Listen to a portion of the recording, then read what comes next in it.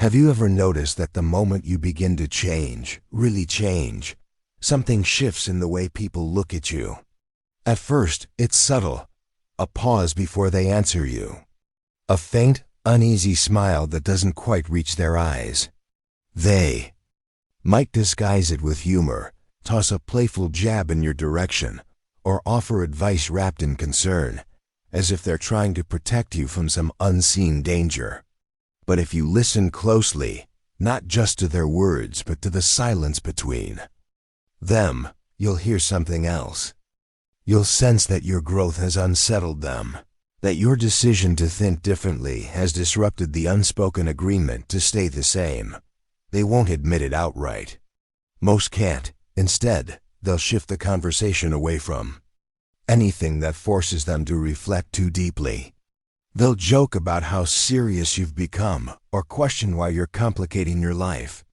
You may notice them avoiding certain topics with you, especially the ones that matter most to you now. And if you press forward, if you speak with conviction about the ideas reshaping your mind, that awkward silence will grow heavier. It's not your words they're resisting. It's the reflection of themselves they catch in you. A reflection they're not ready to face. If this feels familiar, it's because you've already stepped onto a path most never dare to take. You've begun to loosen your grip on the beliefs handed to you, to question the rules you once followed without hesitation. And in doing so, you've placed yourself apart, not above others, but outside the comfort of the herd. This is where the real journey begins. Because what I'm about to share will show you exactly why independent thinking provokes discomfort, why it stirs unease in those who haven't yet dared to confront their own complacency. And once you see it, you won't be able to unsee it. You'll understand the quiet but undeniable line that separates those who follow from those who choose to lead themselves. When you begin to cultivate real strength, not the loud kind that demands attention, but the quiet kind that radiates certainty, something strange happens. People who once felt at ease around you start to shift in their seats. It's not because you've become hostile or arrogant. It's because your presence has changed the air they breathe. A strong, autonomous mind acts like a mirror, and in that mirror, others are forced to confront the parts of themselves they've neglected. Most would rather look away than see how much they've compromised, how much of their life has been shaped by fear, convenience, or the approval of others. Nietzsche warned about this long before our time. He saw that the greatest threat to what he called collective mediocrity wasn't a tyrant or an enemy army. It was the individual who refuses to bend. The individual has always had to struggle, he wrote, to keep from being overwhelmed by the tribe. The tribe isn't just people. It's the sum of our cultural habits, our unspoken rules, the comfortable rhythm of sameness. When you step out of that rhythm, you disrupt something ancient and fragile, the illusion that everyone is equal in courage, in vision, in will. And this disruption isn't received with applause. It's met with subtle resistance, ironic comments, questions laced with doubt, quiet exclusion from the circle. It isn't simple jealousy, it's identity preservation. If you rise too high, it forces others to acknowledge how low they've been willing to stay. That realization is uncomfortable enough to provoke pushback, not because they truly want to stop you, but because your growth threatens the story they've told themselves about their own lives. To admit your progress would mean admitting their stagnation. This is why strength is dangerous, not in the sense of violence, but in its ability to reveal the truth without uttering a word. You become a living reminder that there is more to life than safety and routine, and that realization can shake the foundations of someone's carefully managed comfort. And here lies the challenge. Are you willing to keep growing, knowing that each step forward might cost you the warmth of easy acceptance? Because the alternative, staying small to fit in, isn't safe at all. It's a slow erosion of your potential, a quiet death that steals you long before your life is over. There comes a moment, often quiet and almost imperceptible at first, when something you've been told your whole life no longer feels solid. It could be a belief you inherited from your family, a principle you learned in school, or a value your culture repeats like a mantra. One day, without warning, you look at it differently, not with anger, but with a strange detachment, and you realize it isn't yours. It never was. That single crack in the surface is the beginning of what I call the first rupture. It is not dramatic to the outside world, but inside you, it's seismic. Once a single truth is questioned, the others begin to wobble. Soon, you're looking at the entire architecture of your life and wondering how much of it was built by your own hands. This is where the road begins to split. The herd keeps walking in formation, following rules so ingrained they don't even notice them. They're comforted by the repetition, by the familiar walls of ready-made answers. But you, if you keep going, will start to drift away from that formation. At first, the distance feels thrilling. You feel lighter, freer, more alive. Yet with each step, you notice fewer footsteps beside yours. You turn around, and the faces you've always known are further away, watching with something between curiosity and suspicion. This is the cost of rejecting prepackaged beliefs. You become harder to predict, harder to place. You no longer fit neatly into the categories people rely on to feel secure in their understanding of the world. And while this unsettles them, it unsettles you too. The herd offers more than just companionship. It offers certainty, the comfort of knowing you're part of something larger. Walking away means surrendering that safety net. It means carrying your own map, even when the terrain ahead is unknown. But here's the part most people never see until it's too late. The moment you break away, you gain something they can't. You begin to experience freedom in its rawest form, the freedom to think without inherited bias, to choose without invisible hands guiding yours. That freedom will feel intoxicating, but it comes with a warning. Once you've tasted it, going back becomes almost impossible. Even if you try to return, to tuck yourself neatly back into the group, you'll carry the knowledge that much of what they believe is unquestioned, and much of what they fear is imagined. The rupture is irreversible. It will cost you closeness. With some, it will make you the subject of whispers, and it will leave you standing alone more often than you expect. But it is also the doorway to a kind of strength the herd can never offer. How to survive it, that's something will come back to later. For now, know this. The moment you reject what was handed to you without your consent, you step into a life that is truly your own. And once you've stepped over that threshold, every other change becomes not only possible, but inevitable. Most people spend their lives trying to smooth the edges, to keep the waters calm, to build a life where nothing unpredictable can touch them. They call it stability, but Nietzsche saw it for what it often is, stagnation disguised as peace. He believed that true transformation doesn't emerge from the soft cushions of comfort, but from the sharp stones of chaos. You must have chaos within you, he wrote, to give birth to a dancing star. That chaos is not the noise of the outside world, it is the inner storm, the upheaval that strips you down to your bare self, forcing you to rebuild from the ground up. That imagine falling into an abyss with no clear bottom. At first you panic, grasping for the ledges of your old life, the certainties you once clung to. But the walls are too smooth, too far apart. There's no going back, only the descent. And as you fall, you realize something. The abyss is not there to destroy you. It is there to remove what cannot survive at the next stage of your life. Every attachment, every false identity, every fragile belief is torn away in the dark, until only the essential remains. It is terrifying. It is also the purest opportunity you will ever have. Or think of it as walking in a desert that stretches beyond the horizon. There is no shelter, no shade, no applause, only the sun pressing down on your shoulders and the endless horizon daring you to keep moving. In that emptiness, the distractions of the world disappear. You come face to face with your own mind, your fears, your limits. And in that confrontation, something begins to shift. You discover that you can survive without the comforts you thought were necessary. You learn to draw strength from yourself, to create meaning where none exists. Comfort never asks this of you. Comfort invites you to stay as you are, to keep repeating the same patterns until you quietly wither inside.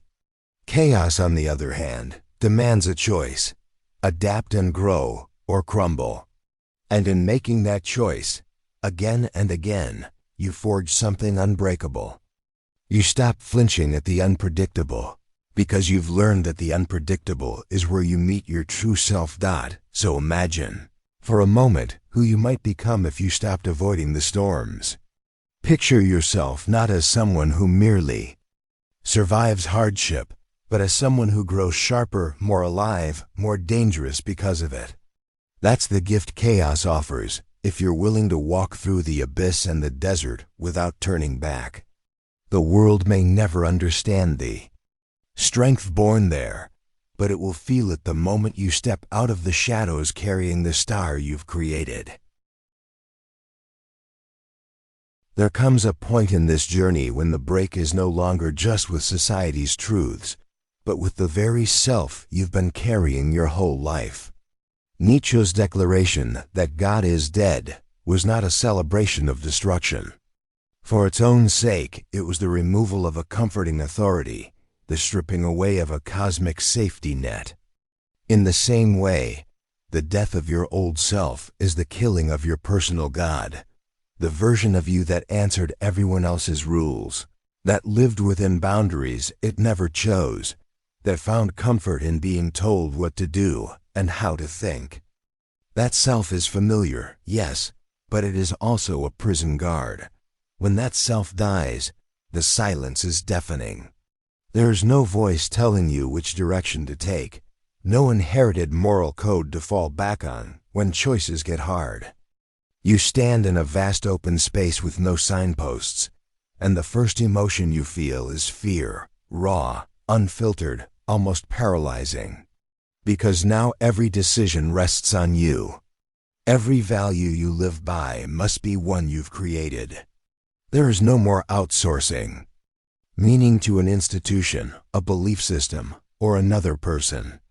This is radical freedom, and it can feel like being set adrift in the middle of an ocean with no land in sight.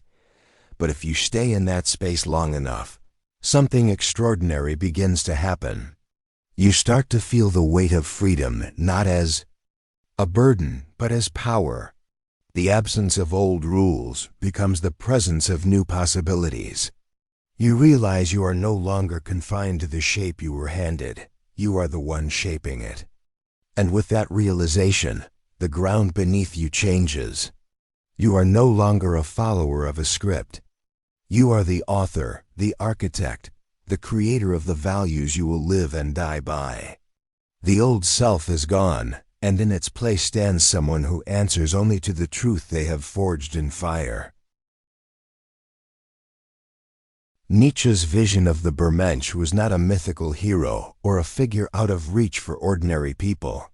It was a blueprint for what a human being could become if they shed every chain that kept them small. The Übermensch is self-governing, in the truest sense, not because they have conquered others, but because they have conquered themselves. They live by a code they've written, one born from experience, reflection, and the refusal to accept values handed down without question. Man is something that shall be overcome, Nietzsche wrote, and the Übermensch is the living embodiment of that overcoming. They do not adapt themselves to the world's expectations. They bend the world to fit the vision they carry within. To understand this mindset, you must first recognize the subtle ways you have been trained to ask for permission. From the earliest days, you are taught to seek approval before acting, to measure your worth by whether others nod in agreement. The Übermensch abandons this reflex entirely. They do not ask, "Is this allowed?" They ask, "Is this worthy of me?" That single shift in questioning rewires how you approach every decision. You stop weighing your choices on the scales of social acceptance and start weighing them against your own vision of greatness. But this is not a path of arrogance. It is a path of responsibility. When you live by your own rules, there is no one else to blame when you fall short. The herd can hide behind its leaders, its institutions, its collective excuses. The Übermensch cannot. Every success and every failure is owned completely. And it is precisely that ownership that makes them powerful, because they do not waste time defending a false image. They are too busy building a real one. Few will ever walk this path, not because it is physically impossible, but because it demands the sacrifice of comfort, certainty, and belonging. The herd offers easy moral scripts. Be good, be liked, follow the rules, and you'll be safe. The Übermensch tears up those scripts, not out of defiance for its own sake, but because they know that safety is often the most dangerous trap. To live fully is to risk the disapproval of the crowd, to endure the loneliness of the high ground, to fight battles no one else understands. If you wish to move toward this archetype, start by taking inventory of every value you hold. Ask yourself where it came from and whether it truly reflects your deepest convictions. Then, begin the slow, deliberate work of replacing the ones inherited from others with those forged by your own experience. This is not done in a day. It is done through decisions, small ones at first, then larger, where you choose your standard over the crowd's, even when it costs you something. And when the cost comes, as it will, remember that each sacrifice sharpens the edges of the person you are becoming. You are not here to fit comfortably into a system designed to keep everyone the same. You are here to shape your reality, to impose meaning on a world that will never hand it to you. That is the rebellion at the heart of the Übermensch, a creative war waged not against others, but against the parts of yourself still chained to the herd. Walk this path, and you may find that the rarest freedom of all is not to be accepted, but to be unshakably yourself. The deeper you walk into your own strength, the more you will notice the silence. Not the peaceful kind, but the kind that comes when familiar voices fade, because they no longer know how to speak to you. At first, it can feel like a punishment, like you've lost something vital.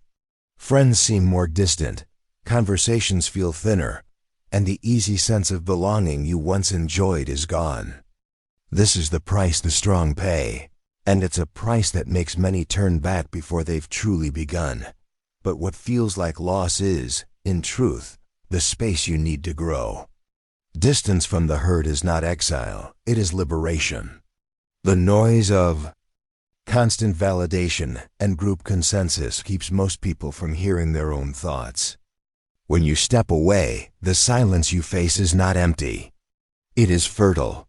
It forces you to listen to yourself, to confront the questions you've avoided, to discover what remains when you no longer shape yourself to fit in.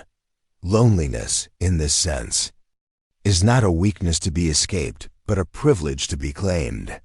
Few will ever experience it deeply, because few are willing to endure the discomfort that comes with it. But without it, you cannot fully possess yourself.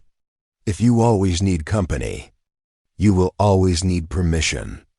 And if you always need permission, you will never be free. So consider this a challenge. Can you sit with yourself long enough to know your own mind without interference?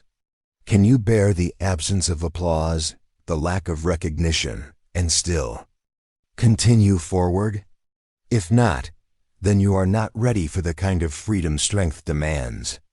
But if you can, you'll find that solitude becomes your strongest ally, sharpening your clarity, hardening your resolve, and making you untouchable too.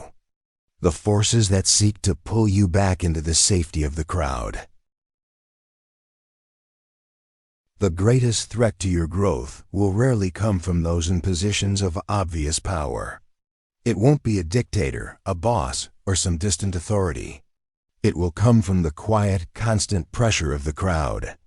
Society has mastered the art of keeping people in line without chains or whips, using instead the far subtler weapons of shame, exclusion, and the slow erosion of your confidence. This is what Nietzsche called slave morality, a value system built by those unwilling to rise, designed to make their weakness look like virtue and your strength look like vice. It operates in whispers and glances, in the unspoken message that you are too much or too different. It tells you to lower your voice, to soften your ambition, to trade your edge for acceptance. The herd cannot stand those who step outside its lines, not because they truly wish you harm, but because your refusal to conform makes them confront the fact that they have conformed.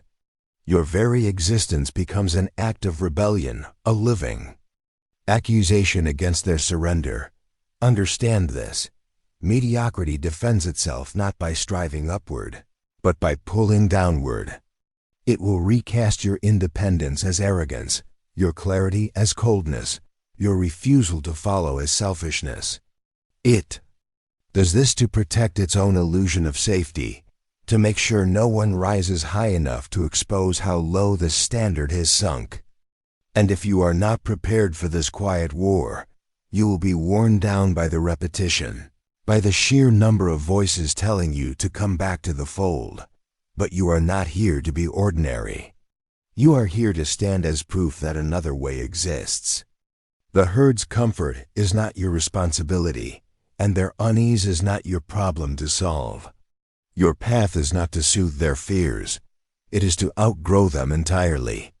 And every step you take beyond their reach is a step toward a life they will never touch, no matter how loudly they demand you return. Strength without tools is like a fortress without walls. It may stand for a while, but sooner or later, the pressure will break through. To resist manipulation and remain unshakable, you need mental weapons you can draw on at any moment. The first is critical thinking, the ability to pause before reacting, to dissect information instead of swallowing it whole. Practice asking, who benefits if I believe this? Who loses? That single question can strip the disguise from any attempt to sway you. The second is resilience. This isn't blind endurance. It's the trained capacity to recover faster each time you're hit. Build it by deliberately placing yourself in controlled discomfort. Cold showers, hard conversations, learning new skills that frustrate you. Each time you choose challenge over ease, you thicken the armor no one can see, but everyone can feel. The third is value creation. A mind that produces its own ideas, standards, and meaning cannot be easily enslaved. Write down your principles and refine them often. Test them in real life. Discard what no longer serves you, even if it once defined you. Over time, this process transforms you into someone who doesn't just resist the world's influence. You shape it. Imagine moving through life with these weapons second nature, not clutched in panic but carried with quiet certainty. When manipulation comes, you'll see it before it reaches you. When life knocks you down, you'll rise without losing momentum. And when the world offers you its ready-made values, you'll simply smile, knowing you already have your own. Becoming unbreakable is not without its cost. You will lose friendships that were built on convenience rather than truth. You will lose the comfort of fitting neatly into the roles others expect you to play. You will lose the sense of belonging That comes from blending into the crowd. These losses are real, and they will sting. There will be moments when you look back and wonder if the path was worth it. Moments when the weight of solitude presses heavier than you imagined. But against those losses stand gains that cannot be taken from you. Integrity, the unshakable. Knowledge that you live by your own values, not someone else's script. Clarity, the ability to see the world as it is, without the fog of illusions or the need for approval.